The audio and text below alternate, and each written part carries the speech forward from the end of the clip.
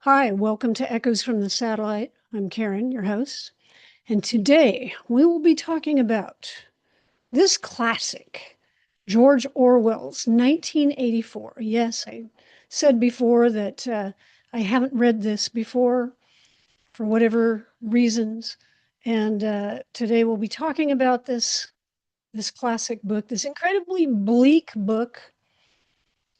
I've got here my Sci-Fi Masterworks edition. Very nice cover. One of the things I didn't notice immediately when I bought this is the large eyeball at the top in the red. For some reason, I didn't see that at first, but very nicely put together there. I do love these masterworks. You can see pretty much everything else here is routine, but I do love the masterworks editions. So yeah, just finished this up. And I have to say, of course, I was aware of 1984. I mean, you really can't be unaware of it, but what I knew of it was more the contributions, I think, to the language or overall ideas. I mean, I knew that it was a dystopian novel, essentially about a totalitarian state, and I knew that it exerted control over the populace via a lot of it via language, because there's a lot of terms from the novel that have kind of seeped into our language. So things like double think, thought crime, big brother, thought police, things like that came from Orwell's novel. So I was aware of that. But the actual plot of the novel, I was completely unaware of. So going into this, I didn't know what to expect. And so it was a pretty cold read. And I don't know what I thought would happen, maybe because I'm somewhat optimistic about things. I thought, oh, maybe there will be this yeah, there will be this oppressive government, but perhaps there will be a rebellion. I don't know if I was putting like Star Wars glasses over my eyes or what. But no, it was quite different from that. And I don't want to give you a complete summary of the book. I don't want to do the Wikipedia route that so many people online seem to do. I think that's rather insulting to you. I'm not going to sit here and read a Wikipedia entry, but I'll give a little bit of a summary. So if you haven't read it before and you want to be surprised, then you probably should not listen or watch the rest of the episode. But if you're comfortable with at least knowing what's going on or you've read it before, then we can proceed. Essentially, what goes on? What happens in this book? And I guess, again, it's sort of this cautionary tale, right? What can happen with an out of control government and a populace maybe asleep at the wheel. Our main character in the book is named Winston Smith, and Winston um, is a part of this government. He's sort of in the middle class. He's not in the ruling elite, and he's not the general population, but he has a role working for the Ministry of Truth. And basically, he goes in every day and he alters historical documents or even recent news documents so that they all conform to whatever version the government, the party, um, uh, is now saying is the truth. So, like, if there was a report that a certain person was at a place doing something and now they decided that person is an unperson and doesn't exist, he goes in and he basically removes them from like an article, and they put together a new article, just rewriting history. And he does this all the time. And so Winston, secretly, he despises the party. He despises all this stuff. And he keeps um, thinking about like, oh, maybe somehow this will change. And he secures himself a diary and starts, writing in the diary and writing stuff about how much he hates it. And he knows that this is dangerous, that he could get arrested for this because this is a thought crime. but he persists. At some point later on, as he's continuing to go to work and do all this stuff, he encounters a young woman named Julia, who also works at the Ministry of Truth, but in another department. And she hands him a note, and the note says, "I love you." Okay. And so then they proceed to have an affair. And this is an illicit affair. You're not supposed to, enter into these romantic relationships because the state basically controls everything. It controls, marriages and things like that. And it's also very controlling of sexual relations, and it has this whole program to like suppress the sex drive and everything. So what they're doing by having this affair and sneaking off, and they have to like go through these very complicated plans to meet in places where they won't be monitored because there's surveillance equipment pretty much everywhere. So they find ways to meet and carry on this affair. And it's somewhat obvious that while Winston really wants to find some way, or he fantasizes about somehow overthrowing the state, like joining some group. There's supposedly a group called the Brotherhood that, is a group of rebels against the state. Julia really just seems to, and this could be my interpretation, um, she doesn't really care about the political aspects of things. She just likes sort of flaunting things against the state. They tell her she can't do this, so she's doing it.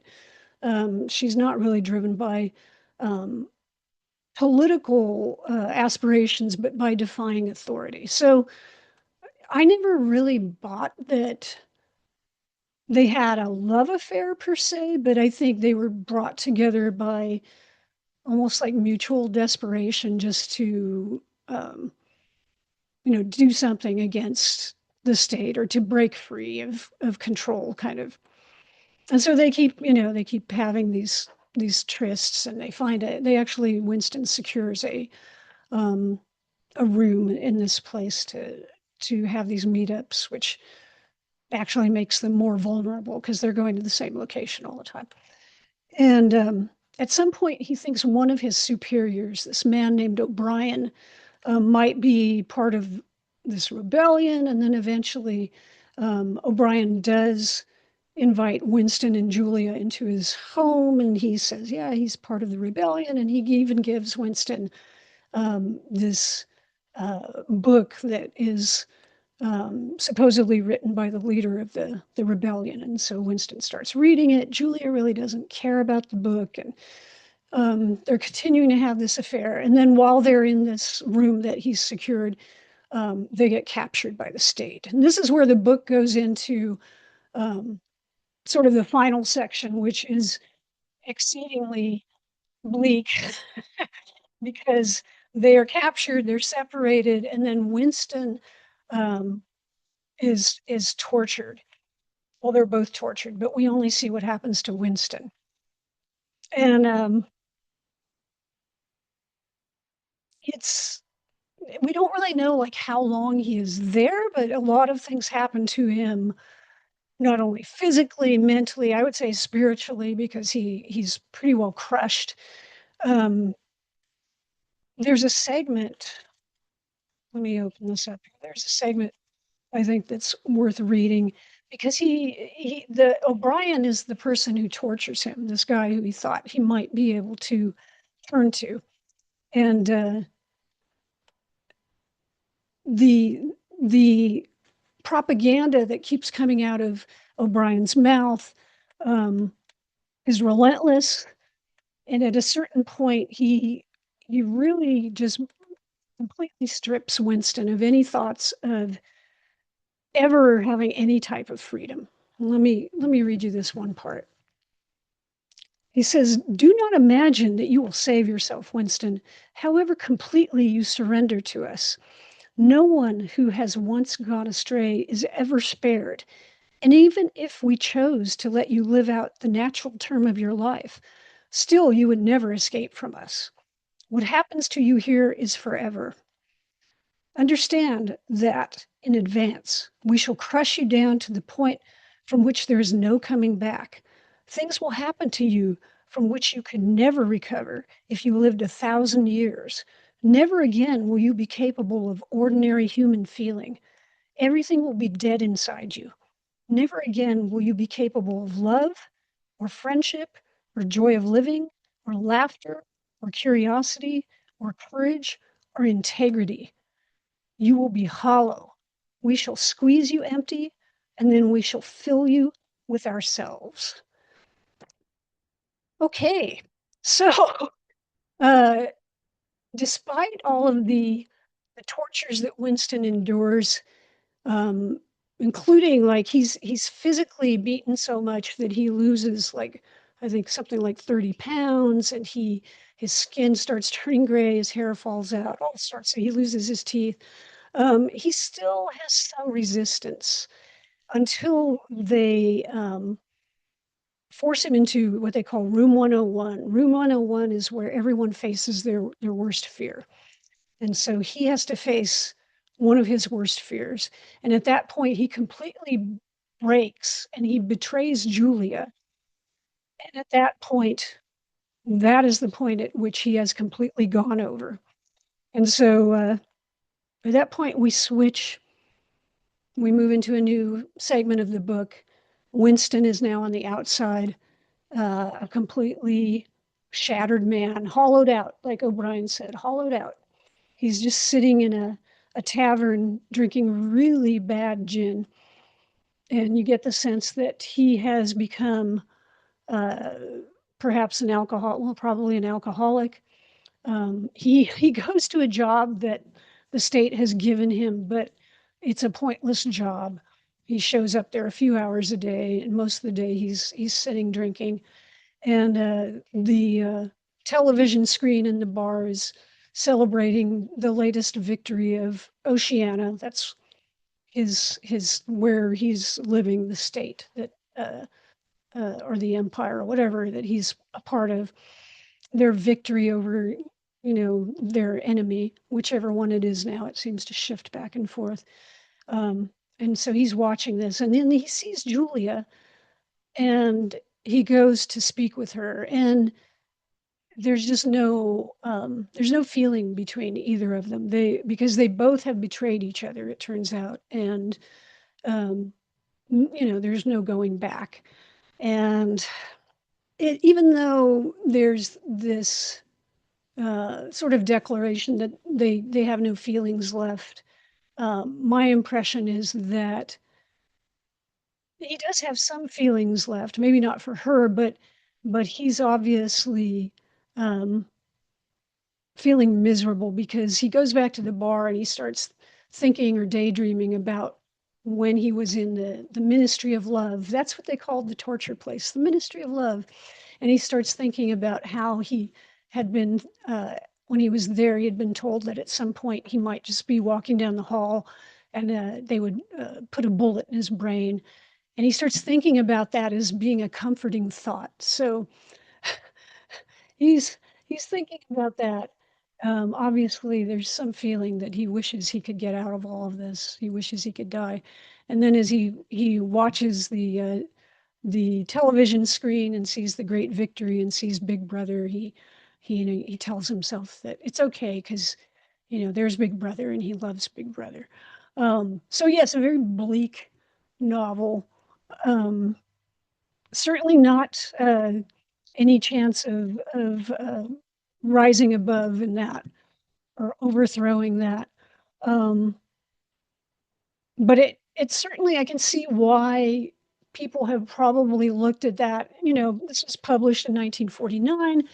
Um, from what I understand, Orwell, a lot of it, uh, he took a lot of his ideas from things he saw happening with the Soviets after World War II. Um, but I think a lot of these ideas are applicable to a lot of countries, and certainly right now, you could say some of the censorship that we see even in our own country and here in the US. Um, you know, we have political figures who say something one day and then they deny it the next. And it's like, hey, we know you said that. And it's like, oh no, I never said that. It reminds me there was another section in the book when Winston was working in the Ministry of Truth, right? And his job was to change change these news articles. Let me read you this section here. So as Winston is working in the Ministry of Truth and excising or changing things, he thinks to himself, the party said that Oceania had never been in alliance with Eurasia. He, Winston Smith, knew that Oceania had been in alliance with Eurasia as short a time as 4 years ago. But where did that knowledge exist? Only in his own consciousness, which in any case must soon be annihilated. And if all others accepted the lie which the party imposed, if all records told the same tale, then the lie passed into history and became truth. Who controls the past, ran the party slogan, controls the future. Who controls the present, controls the past. And yet the past, though of its nature alterable, never had been altered. Whatever was true now was true from everlasting to everlasting. It was quite simple. All that was needed was an unending series of victories over your own memory. Reality control, they called it. In newspeak, doublethink. And I really think, we see a lot of that now, but I know, the same was true in other times. Certainly, you could look at Nazi propaganda or, what was happening in the Soviet Union. I'm not as familiar with that. China, I'm sure, has their own version of it. So it's reading this book was thought provoking. It was frustrating to think that, you know, what is the possible extension of these kinds of things if people don't speak out against it? If we don't say, "Hey, no, that's not true," um, or push back against what we know to be wrong, what we know to be lies. And it's even more frustrating right now when we see sort of these monopolies formed of different, uh, news stations, different newspapers, things like that. So the different means of communication falling under control of, you know, certain people. Um, I can see why more than ever a book like this has value. Is it a fun read? No, I don't think it's a fun read. I've certainly read books that were more disturbing, like The Road. But it's definitely a hard read in the sense that um, it's not, there's no happy ending here. If you're somebody who likes a happy ending, and I'm talking about books, there's no happy ending to this book, but it will make you think. And I found it very engaging. It's funny. I looked at a couple of reviews and I saw some people found it um, meandering or not well written or difficult to stick with, and I didn't have that problem. I was engaged the entire way through. I also want to mention there's an appendix that um, is about, on first glance, and I didn't really think about it when I first looked at it. There's an appendix in here that is all about newspeak. It says the principles of newspeak. And I thought, well, okay, is this just so we understand some of the language in here? But it's written as if by someone who was a scholar of newspeak, but it's written as if it's from the future of somebody in this story. And I did a little reading, and apparently, some people think that the implication of the appendix is that eventually the state was overthrown or ceased to exist anyway. So maybe that's the happy ending people are looking for, that eventually all this language disappeared, and that means maybe the state disappeared. I'm not a scholar, so I don't know what to tell you about that. There are plenty of people who have written scholarly works, though, on 1984. So my take on this is that I'm glad I read it. Not very cheerful, especially for Christmas. And I did mean to get this video out sooner, but the holidays have kind of moved things around for me. So yeah, read the book if you haven't read it. It's definitely worth your time. It'll make you think, and hopefully more people who read it, the more we will be aware of things like this happening in our world. Because I don't want to wind up like Winston Smith. Holy cow. Anyway, folks, that's it for this review. Just want to say thanks to those of you who've been interacting with the channel. Really appreciate the ability to hear what you think about different books, or some of you have given me some advice on books, and I appreciate that. And just hope everybody has a great holiday. Whatever you're celebrating, we need to have a little happiness at the end of the year. And anyway, I'll be back. I'm not sure. I'm trying to figure out which book. I need something a little bit light after that. So I'll figure out what I'm reading. But anyway, have a great holiday. Have a great New Year. And I will see you soon. Thanks so much.